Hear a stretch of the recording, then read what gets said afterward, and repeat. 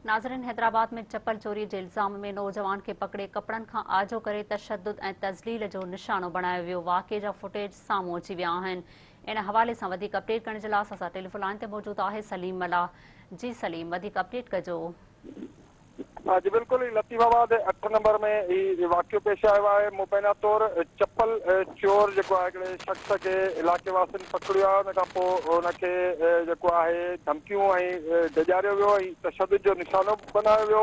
उनखे ताईं जेको आहे ॿधी रखियो वियो। फुटेजनि में वाज़े तौर ते ॾिसी सघिजे थो त हिकिड़ो वॾो हुजूम आहे जेको उनखे न सिर्फ़ु डिॼारियो आहे बल्कि उनखे तशदुद जो निशानो बनायो वियो आहे।